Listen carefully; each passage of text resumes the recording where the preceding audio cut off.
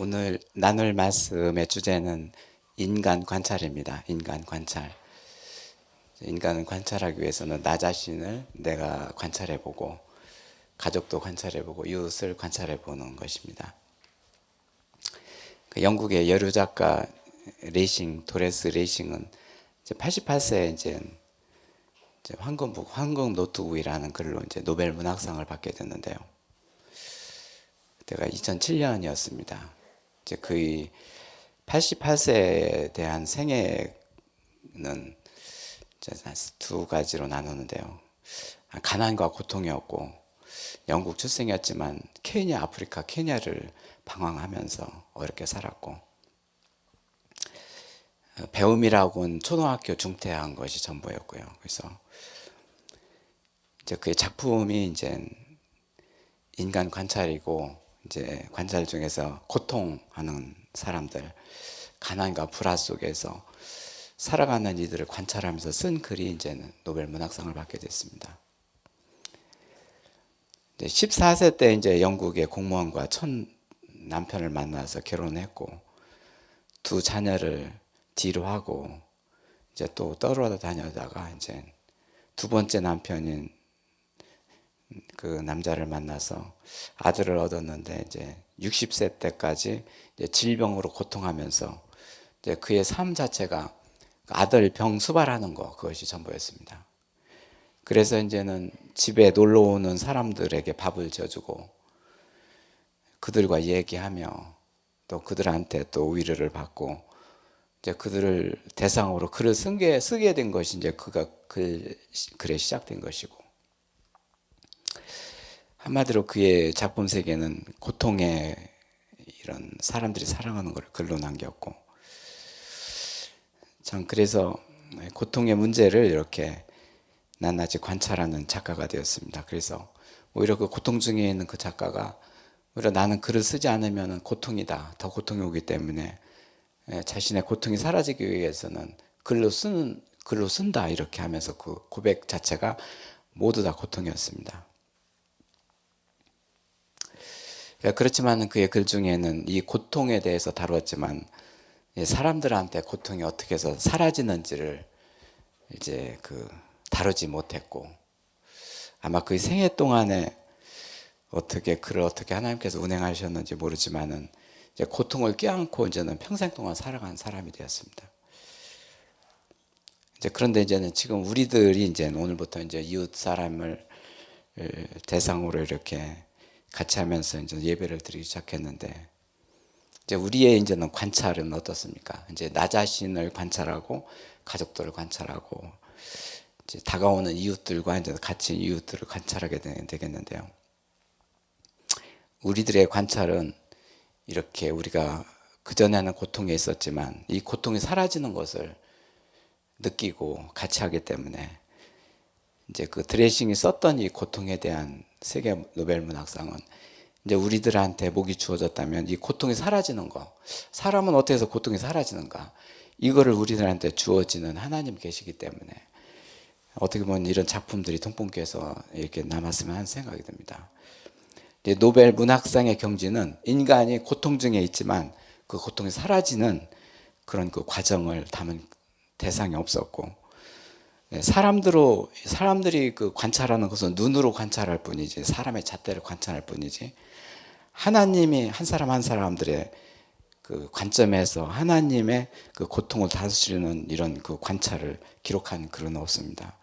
뭐 어떤 그 고백에서 간증에서는 이제 이렇게 몇몇 볼 수 있는데, 그걸 문학적인 장르까지 끌어올리는 데는 아직 나타나질 않았다는 것이죠. 아직 노벨 문학상에 접근하지 못한 것이 이제 주의 성품, 신의 성품으로 이제 변화되는 한 사람 한 사람의 그 인간 내면의 세계를 관찰하는 그런 인간 관찰이 이제 주가 될 것입니다.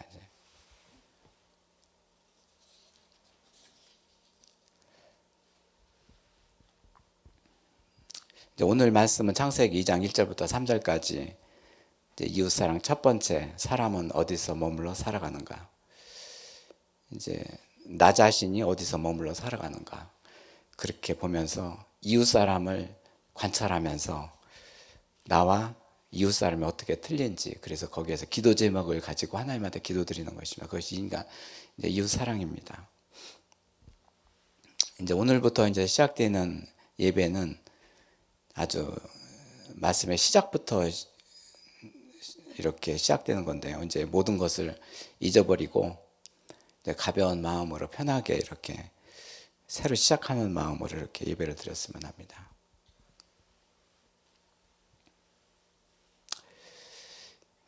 이제 그래서 동pon교회 5년의 역사지만 이제 그동안에 여러 주제를 가지고 이렇게 예배를 드렸고, 그러면서 이제 다시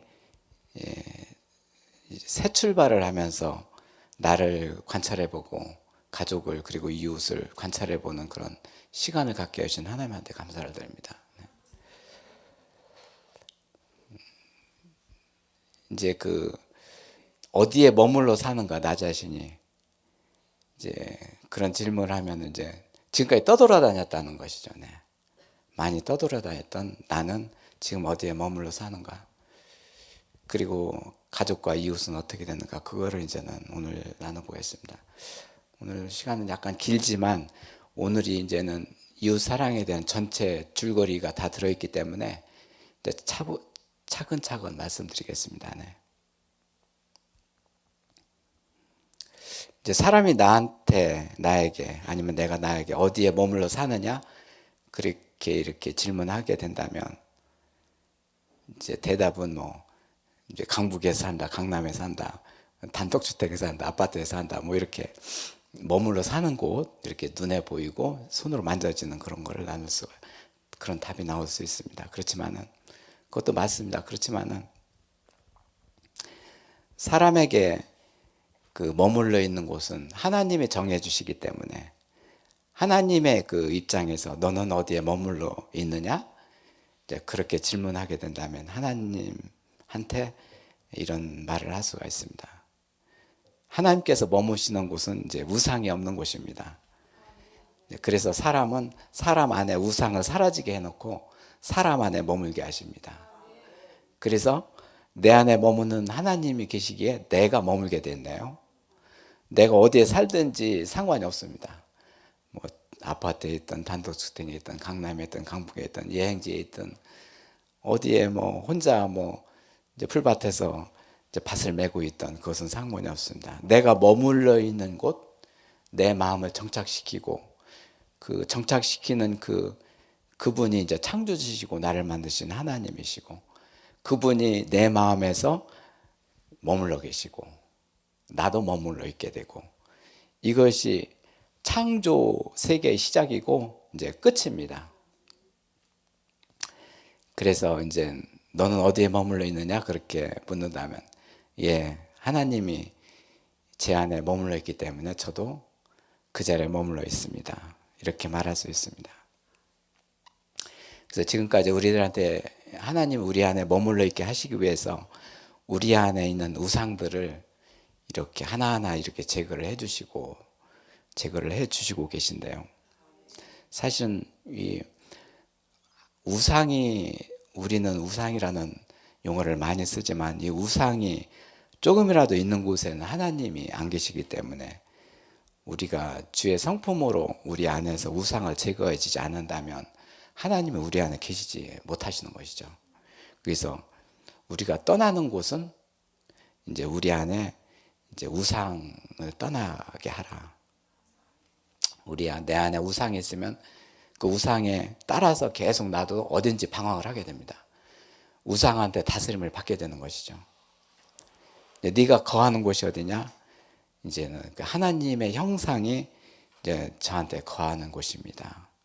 그 머무는 곳은 어디냐? 아들의 형상이 있는 곳입니다. 그곳이 영광된 곳이고 하나님의 머무는 곳입니다. 그래서 우리 한 사람 한 사람을 하나님께서 우상에서 떠나게 하시고 그리고 거하게 하시고 그리고 머물게 하시는 것이죠. 이 세 가지 이 방법에 대한 틀이 한 사람 한 사람을 하나님의 자녀를 만드는 그런 과정이 들어 있습니다. 우리가 지금 자녀를 위해서, 자녀에 대한 기도를 120일 동안 드리는데, 이것이 주를 위해서 드리는 기도고 사실은 핵심이 바로 이겁니다. 이 자녀들이 지금은 젊고 애띠지만 언젠가는 이들이 이제는 고통의 나날을 벗어서 방황하던 것을 이제는 정리하고 이제 머무는 곳이 있게 될 텐데 그곳이 하나님이 그 자녀 안에 그 마음 안에 거하게 해주셔서 그 자녀의 마음을 잡아주시고 참으로 이 세상의 혼란스러운 이 세상 속에서 잠잠하게 하나님께서 잡아주시고 그러기 위해서 이제는 자녀를 위해서 기도를 드리는 것이죠. 그렇게 하신 뒤에 또 이웃을 이렇게 기도하게 하신 것이죠. 철저하게 나 자신에 대해서 그리고 자녀에 대해서 이웃에 대해서 이렇게 관찰하게 하십니다. 우선 그 머무는 곳은 이제 그렇게 말씀드렸고 이제는 멈추다 어떤 머문다는 것을 용어적으로 보면은 뭐 영어로는 stay 뭐 어떤 길을 가다가 잠시 멈추는 것도 멈추는 거고 거기가 좋으면은 이제 거기서 이제 주저앉게 되고 또 어떤 일을 하다가도 이제는 중도에 이제는 멈추기도 하고 그 일을 진행할 것인지 포기할 것인지 결정해야 되고 우리의 모든 그런 생활은 이제 멈추는 것이죠. 멈추는 거. 이제 멈추는데 이제는 완전히 멈추지를 못하고 그 자리가 멈춰봤지만 불안하고 답답하고 힘들기 때문에 또 다시 떠나는 것이죠. 또 떠나고 또 멈췄다가 또 다시 떠나고 그러는 것이죠. 결국에는 우리가 지치고 힘든다는 것은 어디에 머무를 곳이 없어가지고 힘든 것이죠. 참 그렇게 살아왔습니다. 거쳐간 자취도 많지만 그 흔적도 없고 아무런 희망도 없고 많이 헤맸지만 지금 머물었지만 의지할 곳이 없고 의지할 대상이 없고 이런 것이 사람의 기운을 빼고 힘들게 하는 것이죠.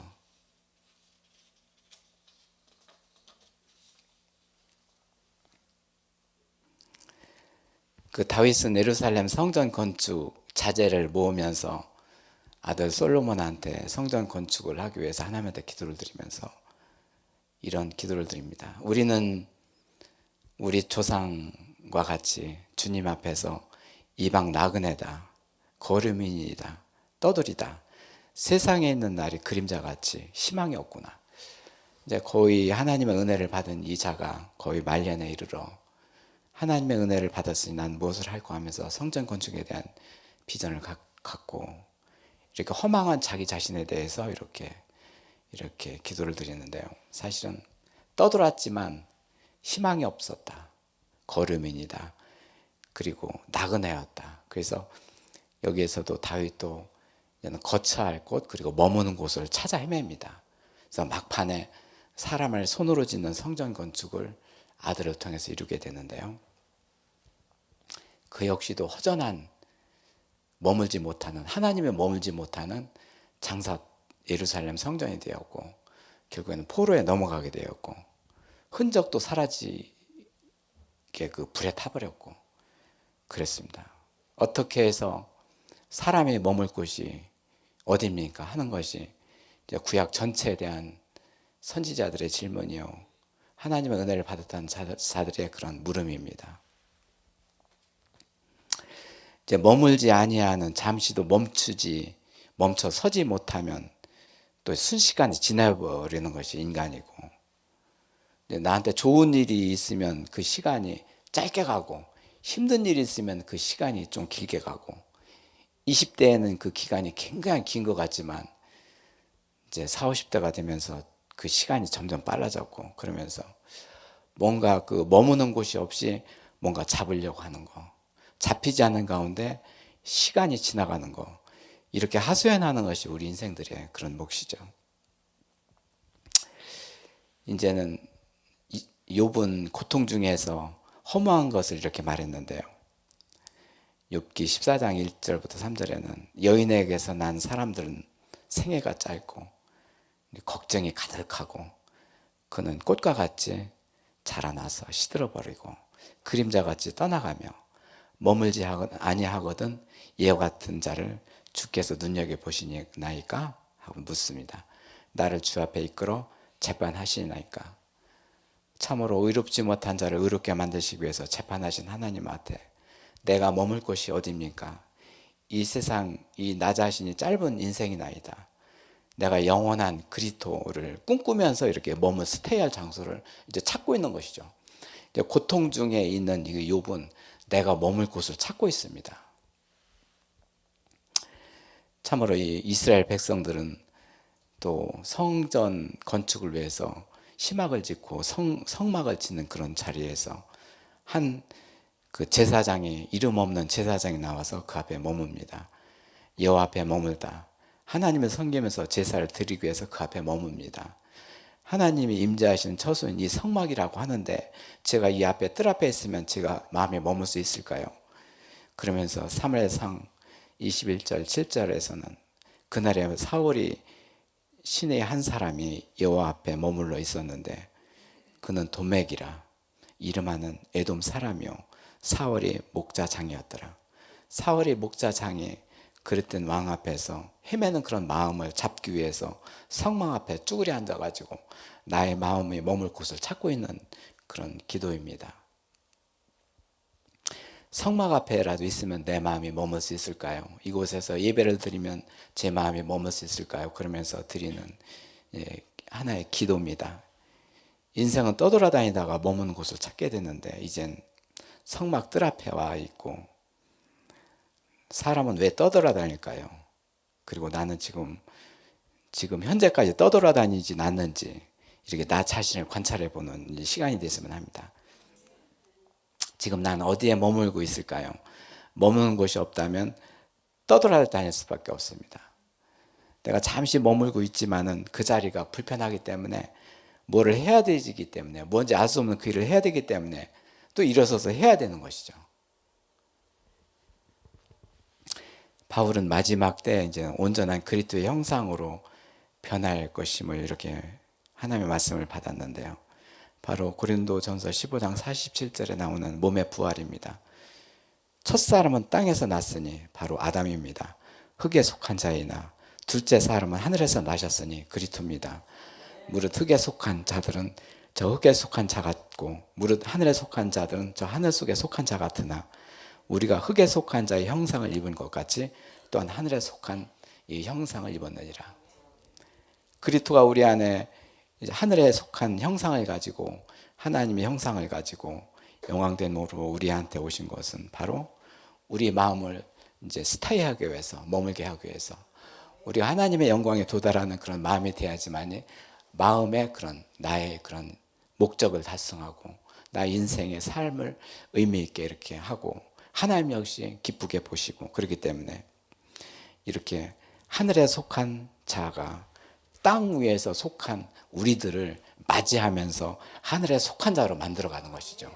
이것이 몸의 부활입니다. 이제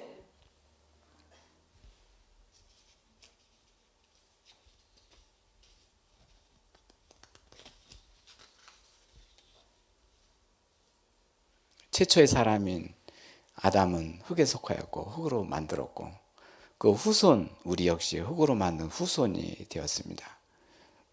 한 사람 한 사람이 하나님께서는 하나님 그리스도의 형상으로 만들어 가시는데 이것이 하늘에 속한 자로 만들기 위해서 이 땅에는 너희들이 거할 곳이 없구나.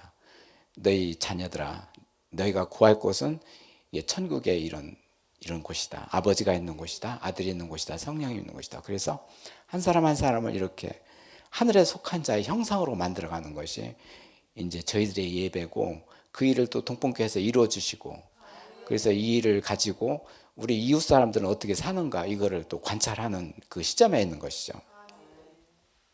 하늘에 속한 형상, 곧 하나님의 형상 있는 곳, 그곳이 사람 아니고 한 사람 한 사람 자녀 안에 그 형상을 이루어 가신 하나님께 너무너무 감사를 드립니다. 또 바울은 또 빌립보서 3장 20절에서 너희가 그 시민권, 하늘에 속한 시민권이다. 우리가 그의 시민권을 하늘에 있는지라 거기로부터 구원하는 자 곧 예수 그리스도를 기다리노니 그는 만물을 자기에게 복종하실 수 있는 자의 역사로 자기 낮은 몸을 자기 영광의 몸의 형체같이 변하게 하였습니다. 이렇게 그리스도가 우리 한 사람 한 사람 자녀한테 와서 그리스도의 형체로 바꾸는 것은 지극히 낮은 곳에서 하는 일이고 우리 안에서 하는 일이고 이 세상의 한복판에서 하는 것이고 그렇듯하게 소문내서 하는 일이 아닙니다. 하나님께서 우리들 한 사람 한 사람을 고통 중에서 건져주시는 그 골마다 이 일을 하고 계시고, 그래서 아주 작은 마을에서, 작은 안방에서 이렇게 이 일을 해주십니다. 아까 말씀드렸던 도레스 레싱은 아주 작은 마을에, 가난한 마을에서 자기 병수바라는 아들, 그리고 그 집을 오고 가는 사람들을 관찰해서 아주 작은 곳에서 큰 일을 이루는 것이죠.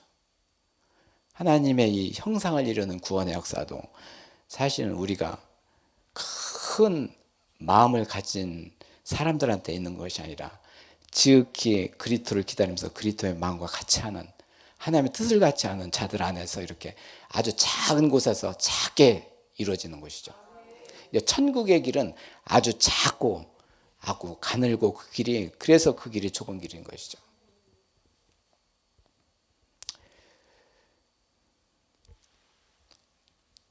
여기서 이 말씀은 이제 변형이라고 해서 이제 예수님이 새 제자들과 같이 변화산에서 이제 예수님이 이제 죽음에서 살아나실 때 그 몸의 부활을 이룰 변형체를 보시면서 너희도 이렇게 될 것이다 하면서 그걸 보여주셨고, 바로 참 이 변화산에서의 그 변형된 모습까지 그 일을 이루신 하나님 아버지십니다.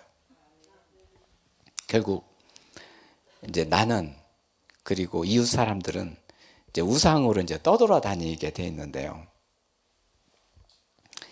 이제 그 우상이라는 것이 이제 우상, 영어로는 아이돌, 이제 가수들 이름이 아이돌이죠. 네, 우상.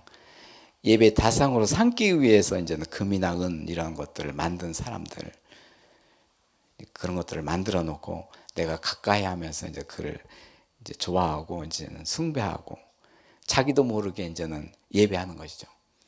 나는 예배하는 것이 아니라고 하지만은 거기에 빠져들고 그를 사랑하고 그의 다스림 속에 살기 때문에 그는 우상한테 예배하는 것이죠.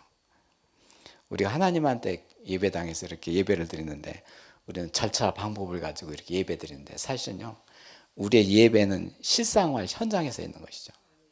내가 좋아하는 것, 탐나는 것 가지고 있으면 우상을 숭배하는 것이요, 그한테 제사 드리는 것이죠.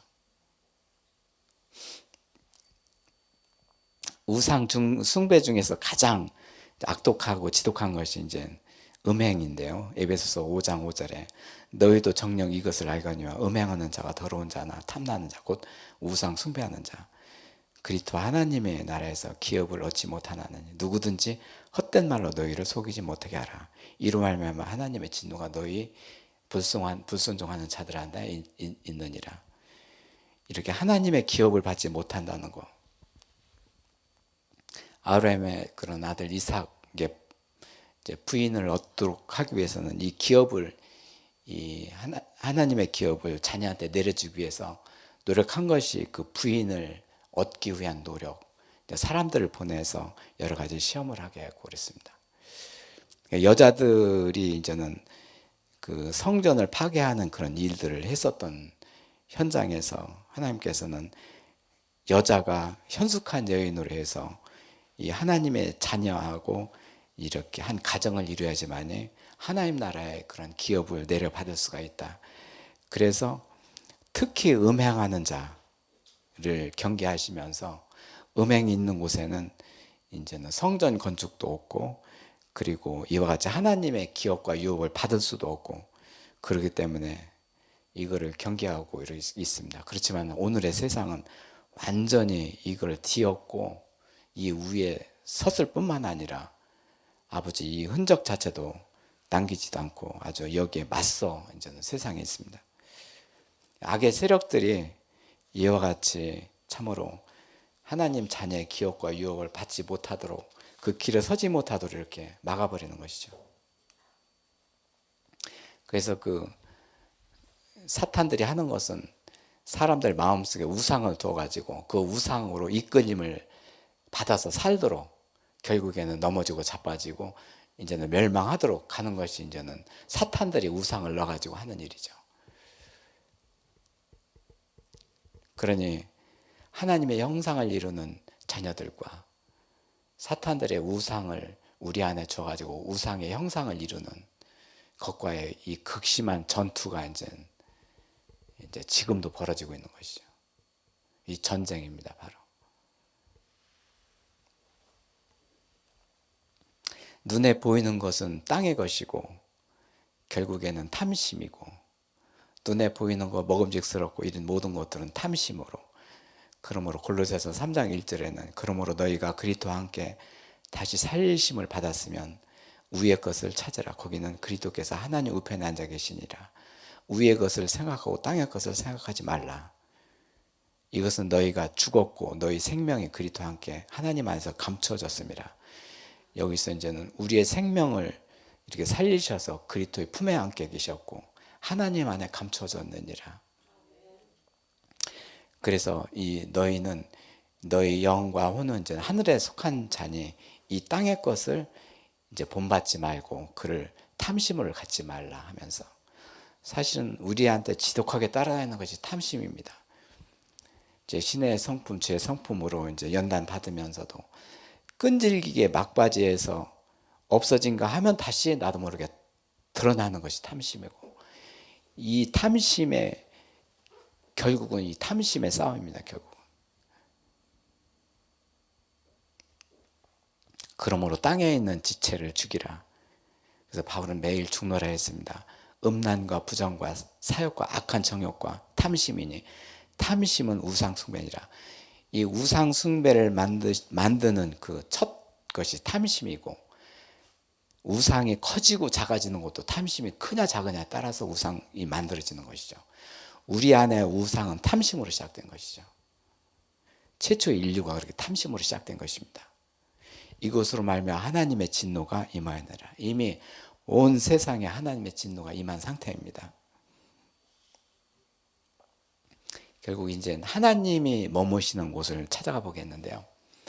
이제 하나님이 머무시는 곳이 생명과 공의와 영광이 있는 곳, 그곳입니다. 우리를 그렇게 해주시고, 그리고 하나님이 찾는 곳은 하나님이 쉬시는 곳입니다. 우리 안을 하나님이 계셔서 하나님의 쉼을 얻도록 하시고, 내 안에서 하나님을 쉬기 위해서 나도 하나님의 쉼을 얻도록 하는 것, 그것이 진정한 쉼입니다. 그래서 오늘 말씀에서 이제 결국에는 하나님이 거하실 곳이 이제 그 안식하는 곳입니다. 천지와 만물을 다 이루시고, 창세기 2장 1절부터 3절까지입니다. 하나님이 그가 하시던 일을 일곱째 날에 마치시니 그가 하시던 모든 일을 그치고 일곱째 날에 안식하셨습니다. 하나님이 그 일곱째 날을 복되게 하사 거룩하게 하셨으니 이는 하나님이 그 창조하시며 만드시던 모든 일을 마치시고 그날에 안식하셨습니다.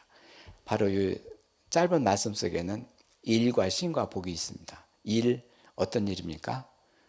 하나님께서는 이 일을, 창세기 1장에서는 우리가 하나님의 모양과 우리의 모양과 형상으로 남자와 여자를 만들고 이렇게 했습니다. 창세기 1장은 모두 하나님 형상으로 만들어진 시고, 이제는 하나님께서 쉬시는 것이죠.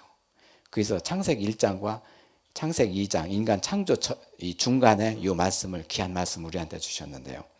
하나님께서 일을 마치셨다. 일을 마치신 것은 나 한 사람 한 사람, 주의 한 사람 한 사람을 그리스도의 형상으로 하나님 형상이 되게끔 하신 것이죠. 그래 일을 마치시고 그가 쉬게 하시고 그를 복되게 하셨고, 그리고 쉬시고 그 일을 마치시고 하나님께서는 지금 안식하고 계십니다.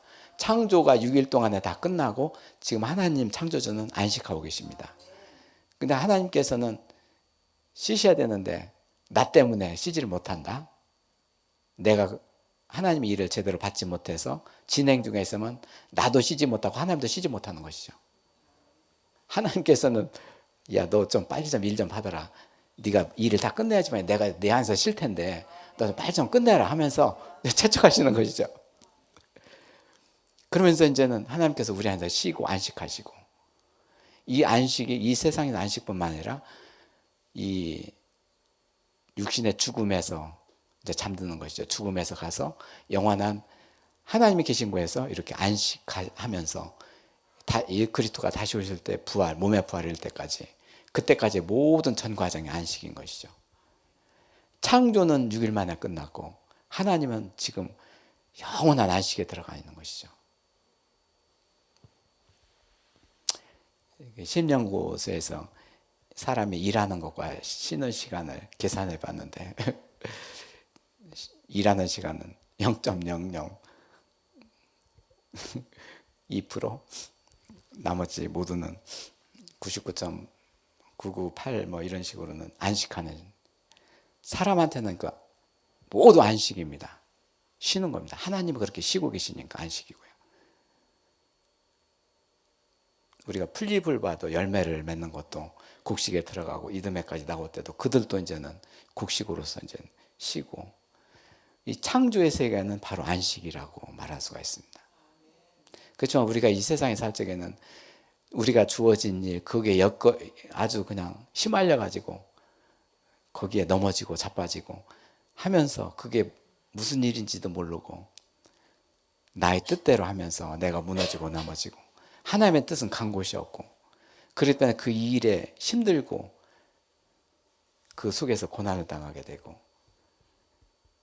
세상의 일을 하면서 우리는 하나님의 일을 받으면서 하나님께서 이 안식하는 곳으로 이렇게 우리를 끌고 가시고 우리 안에 안식을 주시는 것이죠. 그래서 창세기 1장 26, 28절에는 하나님이 이르시되 우리의 형상을 따라 우리의 모양대로 우리가 사람을 만들고 바다의 물고기와 하늘의 새와 가축과 온 땅에 기는 것들을 다스리게 하시고, 창세기 1장에서는 하나님 형상으로 남자 여자를 만들어 놓고 생명체를 다스리게 했는데요. 형상으로 다스리게 한 것이죠. 그런데 실제로 창세기 2장에서 아담과 하와 최초의 그 인류를 만들 적에는 하나님 모양으로만 만들었지 형상으로 만들지는 않았습니다. 이들 역시 그리스도가 한 사람 한 사람한테 필요했던 것이죠. 그리야 하나님께서 자녀로 삼으시고 하나님께서 그들을 통해서 다스리게 하는 것이죠.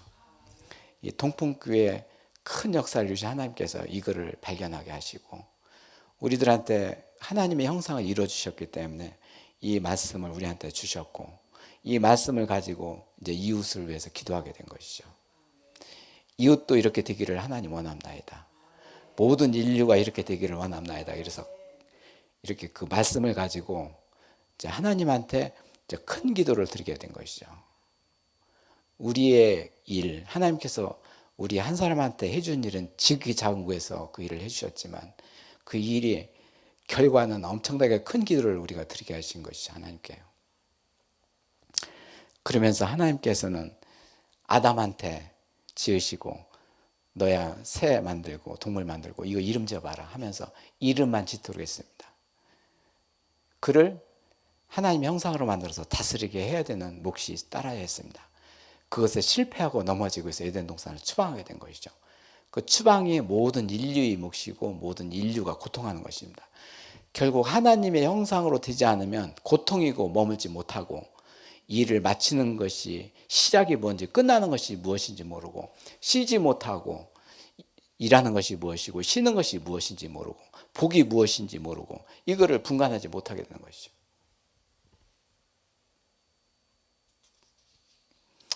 아담도 하나님 형상이 아니었다는 거.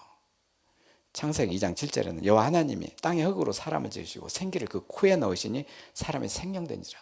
하나님이 영을 불어서 영이 살아있는 사람으로 만들었지만 그 역시도 오래가지 못하고 소멸해버린 것이죠.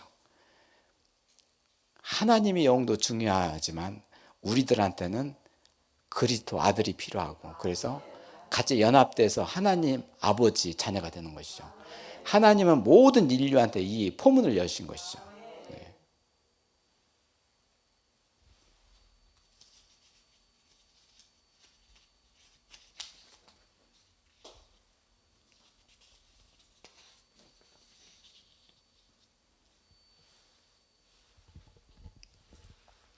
그렇게 창세기 2장 15절 17절에는 이후부터는 모든 인간의 흥망성쇠가 달려 있습니다. 창세기 1장에서는 하나님의 천지창조와 그 만물을 다 지으신 사람에 대한 총체적인 디자인, 하나님의 형상으로 만든 디자인이 있고, 그리고 2장 1절부터 3절까지는 하나님이 일과 심과 복에 대한 그 중심적인 하나님의 아주 뚜렷한 표지가 들어있고, 창세기 2장 4절부터 이후까지, 계시록까지는 인간이 혼돈하고 무너지고 어디에 갈지 모르고 일이 무엇인지 모르고 어떤 것을 잡아야 될지 모르고 떠나는 곳이 어딘지 모르고 머무는 곳이 어디인지도 모르고 거하는 곳도 모르고 그 모든 갈팡질팡하는 기록입니다.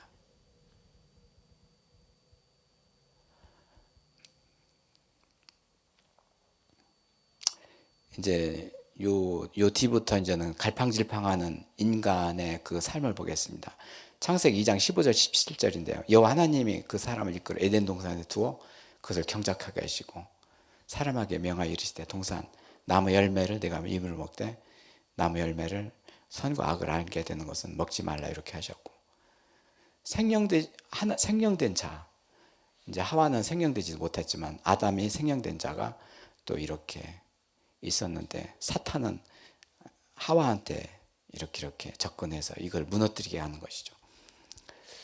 사실은 아담과 하와가 이 에덴 동산에서 그리스도의 형상으로 이루어진 자라면 사탄한테 넘어가지 않은 것이죠. 바로 이제 우리한테 이 세상에 적그리스도가 나왔고 이단이 나오고 하는 것은 어떻게 보면 하나님 방법일 수 있습니다. 네가 거기한테 무너지고 지는 이유가 뭐냐? 너는 내 아들이고 딸이다. 그렇지 않아서 그렇게 위해서 그리스도를 보냈지 않느냐? 그리스도의 형상으로 하나가 되는 자가 되면 그것이 무슨 상관이 있느냐? 아담과 하와부터 이제는 그 질문을 하기 시작합니다. 그래서 하나님이 너무나도 공평하신 것이죠. 최초의 인류, 사람을 만든 자한테도 우리한테도 똑같이 이 판을 내려놓으신 것이죠. 결국은 천지창조는 창세기 1장에서 천지창조는 만물 창조이고 만물 안에 사람을 두신 것이고 그 사람이 누구냐에 대한 질문입니다. 어떤 사람? 하나님 형상으로 이루어진 사람. 하나님의 목적에 들어가는 것입니다. 그것이 시작이고 끝입니다. 그래서 시작부터 종말을 알린다. 나의 뜻이 너에게 설 것이니 어디에? 한 사람 자녀한테 세워주신다는 것이죠. 이 말씀은 아담과 하와부터도 시작됩니다. 너한테 나의 뜻이 설 것이니 나의 기뻐하는 뜻이 설 것이다. 이 말씀은 이사야 46장에 있는 말씀이지만 이때부터도 인간들한테 사람한테는 이런 질문을 하셨던 것이죠.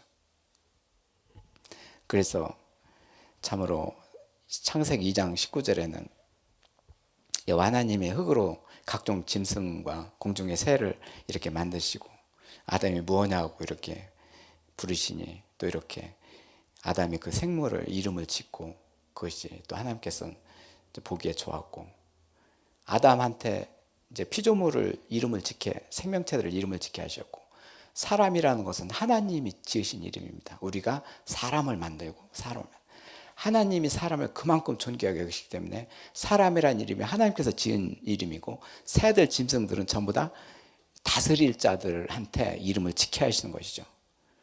이름을 또 바꿀 수도 있습니다. 어떤 새 이름을 졌다 좀 뭐네 이거 그렇지 이름을 바꿀 수 있죠. 그렇지만 사람이라는 이름은 바꿀 수가 없습니다. 하나님께서 지어준 이름이기 때문에. 그래서 인류의 재앙은 어떤 교만이 들어갔습니까? 선과 악을 구분하는 데서 생긴 것이죠. 네가 이거를 먹으면 이제 눈이 밝아서 하나님처럼 선과 악이 이제 구분될 것이다. 하나님께서는 이 큰 진노가 여기에 임했던 것이죠. 지난주에 우리가 이제는 그 말씀을 이렇게 예배를 드릴 적에 우리들의 판단, 선과 악을 판단하는 거, 잘못된 거, 그릇된 거 우리가 판단한 것이 얼마나 우리 일상생활에서 죄인지를 모릅니다. 하면서 기도를 드렸던 적이 있는데요. 왜 그러냐면은 그것은 하나님의 몫이지 너희가 이 세상에서 그거를 판단하면 네가 내 기준에서 정죄하고 내 안에 우상이 들어와 가지고 우상이 너를 점령하고 그 우상의 다스림을 받아서 결코 네가 어떻게 될 것이냐. 엄청난 그런 재앙이 이제 숨어 있는 말씀이죠. 어떻게 살아야 됩니까? 그렇죠. 하늘에 계신 아버지 하나님처럼 온전하게 돼서, 온전하게 된 자는 그저 좋은 거 나쁜 것도 판단하지 말고 그냥 그 모든 것을 하나님한테 드리고 있어야 됩니다. 그것이 자녀의 삶입니다. 그래야 탐심이 없어지고 들어올 수가 없고, 그래서 모든 것을 하나님이 이렇게 다스려 가시는 것이죠. 아니 내가 선, 악 모든 것을 구분하고 판단하고 내가 모든 판을 벌리고 있는데 어떻게 하나님이 나를 다스립니까? 네 생각이 앞서 있고 네 기준이 앞서 있는데 내가 너를 당할 자가 없구나.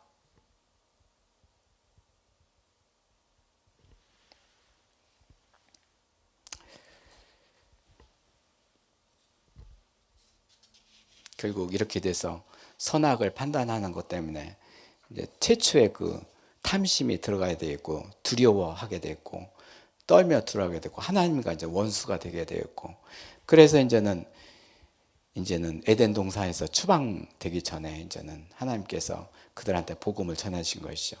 3장 15절, 창세기 3장 15절, 내가 너희로 여자 원수가 되게 하고 그 후손도 너희 후손과 원수가 되게 하리니 여자의 후손 내 머리를 상하게 할 것이요 너는 그 발꿈치를 상할 것이다.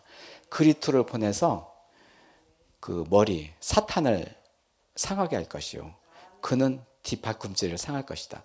그가 십자가에 죽으셨는데 어떻게 뒷발꿈치니까? 다시 죽음에서 살아나셨기 때문에 뒷발꿈치 정도 상한 것점으로 보시는 것이죠.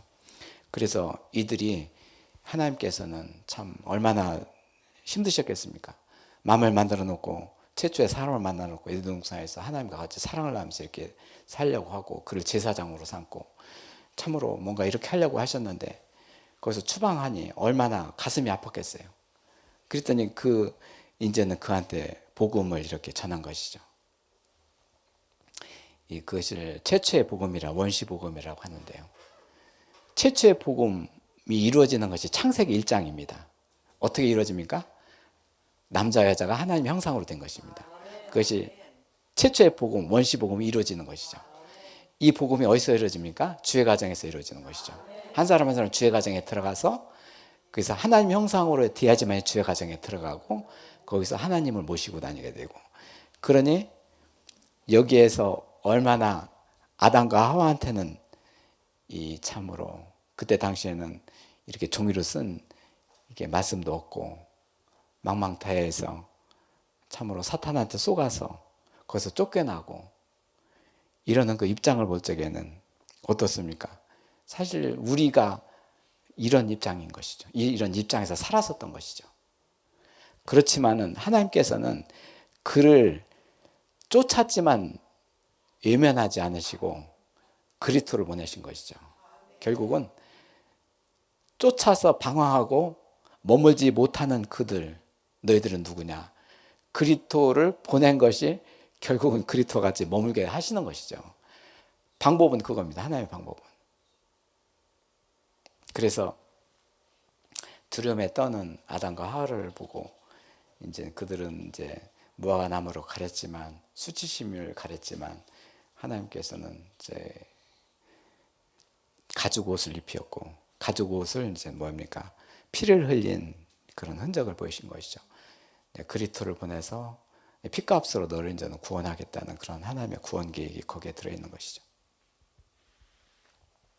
우리의 수치를 감춰주실 뿐만 아니라 우리의 수치를 사라지게 하시는 것이 사실은 그 아담과 하와한테 이제는 전해졌던 그런 복음이고, 하나님은 그런 복음을 전하실 적에 그 일을 다 이루실 것을 작정하시고 보내신 것이죠.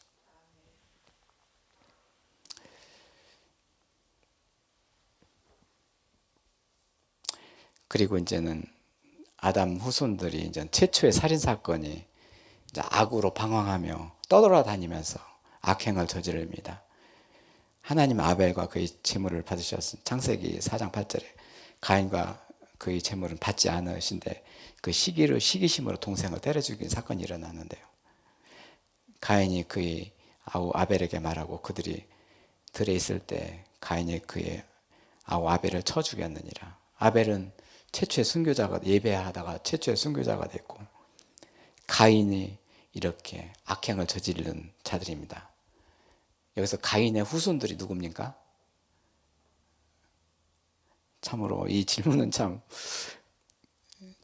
내가 우리들이 떠돌아다니고 악행을 저지르고 어디를 떠나야 될지 모르고 어떻게 거하는지를 모르고 어디에 머물지를 모르고 그냥 말 그대로 방황하는 것이죠.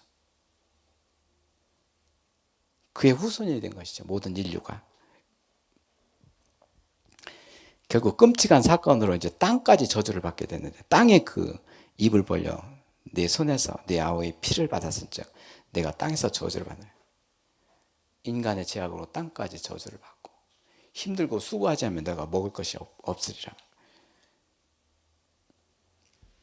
내가 밭을 갈아도 땅이 다시는 그 효력을 내게 주지 않을 것이요, 땅까지 하나님께서 다스리는 것이죠. 가끔 레지터지 얘기를 하는데요, 땅을 밟자마자 이 땅을 축복하옵소서, 이 저주에서 벗어나게 하옵소서, 그 기도를 계속 드리고 있고요. 이 하나님께서 그 효력을 내게 하옵소서, 생명체들이 기운이 돋게 하시고 땅이 살아나게 하옵소서. 이 땅이 살아나야 사람이 살아나고, 여기 땅의 기운이 돋아서 사람한테 오고 땅의 생명체들이 얼마나 많습니까? 결국 이 땅 위에서 유리하고 떠돌아다니는 사람이 되지 않게 하옵소서. 처음에는 이 땅을 밟는 자들이 떠돌아다니고 했지만 이 땅을 밟는 자들이 정착하고 머무는 곳이 되게 하옵소서. 그들이 마음속에 하나님이 계셔서 하나님의 일에 마침이 되게 하시고 하나님이 안식하시는 자료가 되고 그의 마음이 복된 터가 되도록 하옵소서. 이제 그것이 이제 레지터지의 그런 시작이고 거기서 드리는 기도입니다. 참으로 모든 인류가 이제 방황하면서 유리하면서 그렇게 삶을 살고 있고, 그런 모습은 온 인류에게 이제 퍼져 있습니다.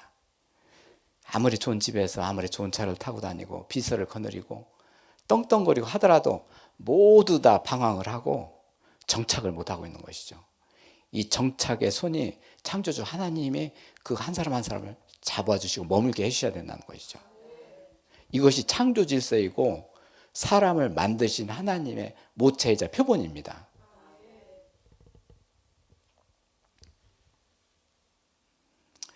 그 뒤에 이제 창세기 5장 1절에 보면 이제는 아담이 셋을 낳는데 기뻐하는데, 사람의 형상을 닮았구나, 자기를 닮으니 기쁘네.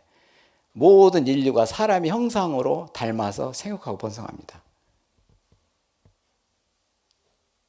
나를 닮은 아들이네, 기쁘고. 나를 닮은 딸이네, 기쁘고. 이렇게 해서 생육하고 번성하게 됐는데, 하나님의 일은 그를 뒤쫓아다니면서 그리스도를 앞세워서 그리스도 형상을 이루게 하시는 것이죠. 그것이 하나님의 일입니다. 하나님의 일이 뭐냐? 우상을 사라지게 하는 것. 우상을 사라지게 하기 위해서 어떻게 해야 되냐? 하나님의 형상, 그리스도 형상이 우리 안에서 자라게 해야 되는 것이죠. 그렇지 않고는 우상이 사라질 수가 없기 때문에, 그거로 영과 혼을 채워지기 때문에, 온 몸을 채워줘야 되기 때문에 장성한 분량으로 하나님의 형상으로 지은 사람이 되기 때문에 너한테는 이제 우상이 사라졌구나. 그러기 위해서. 사람의 아들, 나의 아들 김정준한테도 나를 닮았다고 그래요. 사람의 형상. 그죠? 이 기도가, 주의 자녀를 위한 기도가 하나님의 기쁨이 되게 없어. 하나님의 기쁨 뭡니까? 하나님의 형상이 쓰게 없어. 그리스도 형상이 쓰게 없어. 그 기도입니다.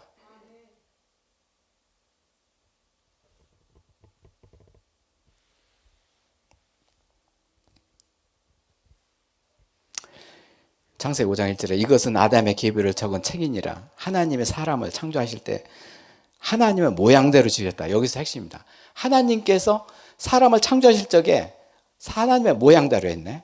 하나님의 형상은 빠졌네, 모든 인류한테. 그렇지만 하나님께서 모든 창조의 계획은 하나님 우리의 모양과 형상이네. 이게 기준이 돼야 되는 것이죠. 하나님의 모양대로 지으시되 남자와 여자를 창조하시고 그들이 창조하신 날에 하나님의 그들에게 복을 주시고 생육하고 번성하고 그대로 이제 복을 주시고 그 이름을 사람이라 일컬었습니다. 아담은 130세에 자기의 모양 곧 자기 형상과 같은 아들을 낳아 이름을 셋이라 하였고 아담은 셋을 낳은 후에 800년을 지냈고 자녀들을 낳았습니다. 이와 같이 아담이 이제 눈 뜬 것이죠. 아우, 아들이 나의 형상과 닮았네. 이제는 그의 질문이 뭡니까? 이제는 나한테 어떤 형상이 돼야 되죠? 하면서 알지 못하는 그런 질문을, 그런 수없는 질문을 하게 되는 것이죠. 사람의 형상 그렇습니다. 이거 살인하고 고통하고 그랬던 가인의 그런 혈통 아닙니까? 모두 다 흐르지 않습니까? 이런 거 가지고 어떻게 우리가 기뻐할 수 있습니까? 그렇지 않습니다. 우리한테는 슬픔뿐입니다 하면서 인간의 희노애락이 바로 여기에 담겨져 있는 것이죠. 결국 우리의 그 기도를 이렇게 하게 하시고 또 기도뿐만 아니라 예배를 이렇게 드리게 하시고 그리고 찬송하게 하시고 그런 하나님은 이 일에 그 앞서 계시고 이 일을 이루어 가시고 있고 이제 동풍교회 또 이렇게 얘기를 하지만 남자뿐만 아니라 여자까지도 형상을 만들어 주시고 처음에는 긴가민가 했습니다. 남자만 하는 것이 아닌가. 우리 또 그냥 여자들이 많은데 이거 남자만 또 감싸면 안 될 텐다면서 했더니 하나님의 창조 계획이 남자와 여자를 하나님의 형상을 만들어. 너무나도 하나님께서는 감사한 일이죠. 남자의 배필, 돕는 배필로 갈비뼈를 뽑아서 만들었네. 뒷전이었네, 후전이었네. 아가서에서는 그 여자들의 신음소가 들리고 신음하고 있네. 그리스도가 제일 먼저 찾아온 것이 그 여인들을 찾아오고 시온의 딸들을 먼저 찾아오셨네. 그러면서 남자와 여자를 이렇게 하셨다는 것이 놀라운 일이죠. 또 여자를 또 앞세워 가지고 또 이렇게 복음을 전하게 하시고 부활의 행전을 하게 하시고 그 일을 하고 계신 것이죠. 지금까지 저희들은 이제 말씀을 가지고 이제 인간 관찰에 대해서 이렇게 나눠봤는데요. 인간을 관찰하는 그런 기준이 뭡니까? 이제 그 하나님의 기준에서 내 안에 있는 우상, 내 안에 있는 어떤 형상, 어떤 형상이냐 그런 기준을 나를 관찰해 보는 시간입니다. 그런 그 관찰이 왜 중요하냐면 그 고통이 사라지기 때문에 하나님의 형상이 오면 그 지긋하게 따라다니는 고통, 이 모든 것들이 사라지기 때문에 우상이 결국은 고통을 만들고 나를 힘들게 만들었던 거니까 그거를 사라지게 하기 때문에 그것이 굉장히 큰일입니다. 예. 그리고 가족을 보고 이웃을 보면서 관찰하는 것이죠. 관찰하면 답이 그것뿐이 없습니다. 하나님이 기뻐하시는 뜻을 세워주시옵소서. 예. 시작부터 종말에 이르기까지 그 과정을 하나님께서 세워주시옵소서. 그래서 기도가 어떤 결과가 아니라 하나님의 기도 자체라고 있습니다. 기도를 하나님의 뜻을 가지고 기도를 하게 되면 하나님께서 그를 펼쳐나가시기 때문에 그래서 저희들은 굉장히 몸이 가벼워지고 마음도 가벼워지고 하나님 말씀을 보는 것도 가벼워지게 됐고 그리고 이런 기도 역시 하나님께서 모두 일을 해주시고 이루신 것도 있고 그리고 앞으로 이루지 않은 일도 있지만 앞으로 이루지 않을 일 역시 하나님께서 하신 일 터위에 있기 때문에 그 일 역시 가볍고 쉽습니다. 그래서 요즘에는 참 가벼운 마음으로 이렇게 예배를 드리고 기도를 하면서 찬양을 드리고 있는 것이죠.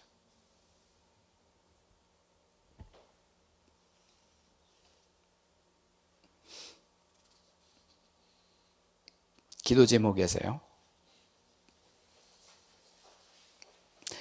제일 먼저는 오늘 말씀의 제목은 이제 이웃사랑 첫 번째로 사람은 어디에 머물러 살아가는가 사는 것이 아니고 살아가는 거 하나님께서 살아가게 하십니다. 그런 제목으로 말씀을 나눴고 그리고 하나님께서 특히 우리 한 사람 한 사람 자녀를 살아가게 하신 게 너무나도 감사를 드린 것이죠. 성경의 역사가 우리들이 한테는 머무는 곳이 되도록 하옵소서. 이제 우리의 기도가 바로 그것입니다. 제일 마지막 단에 제일 밑에 보면 천지창조는 결국 사람의 온전함에 함께하는 것입니다. 하나님의 형상으로 된 사람은 하나님의 그 안에 임재하시기 때문에 형상 자체가 하나님이 임재하시는 것이죠. 하나님의 성품이 임재하고 하나님의 뜻을 행합니다. 하나님한테 드려진 헌신된 사람이고 하나님의 인도하심을 받는 자입니다. 그리고 하나님의 사명을 받은 자입니다. 그렇게 해서 헌신과 인도와 하나님의 사명을 받은 자들. 그래서 창세기 1장에 하나님의 그 우리의 모양과 형상으로 된 것은 바로 하나님의 소유고 헌신 하나님의 소유고 하나님과 같이 인도하심을 따르는 자고 이 세상에서 하나님 인도하심을 받는 자이고 그리고 하나님의 뜻을 이루는 그런 사역자고 그래서 창세기 1장의 천지창조와 인간 창조의 그 디자인은 모두가 하나님 소유입니다. 하나님 소유. 우리도 당연히 하나님 소유인 것이죠. 우리가 거기서 이탈됐기 때문에 힘들고 지금까지 힘들고 그렇게 고생을 하게 된 것이죠. 이제 점차 이제 아버지의 집으로 들어가고 주의 가정으로 들어가는 자들이 많아지고 그 속에서 이제는 일을 다 끝맺히시고 하나님께서 안식에 참여하는 자가 되고 그리고 하나님의 복을 받는 통풍 기도가 되게 하셨고 그리고 이제는 이웃을 위해서 기도하게 하셨고 그렇습니다. 기도를 드리겠는데요. 오늘 지난 시간에는 이웃의 힘든 사람들 한 명씩이라도 이제는 이름을 가지고 나오라고 했습니다. 이제 바로 이제는 나보다도 이제는 이웃 사람을 이렇게 보면서 그를 관찰하면서 있게 되면 스스로가 이제 기도 제목이 나타나고 하나님의 뜻이 서게 됩니다. 그래서 이 시간은 그렇게 한번 기도를 드려보겠습니다. 이제 통성으로 기도드립니다. 네네.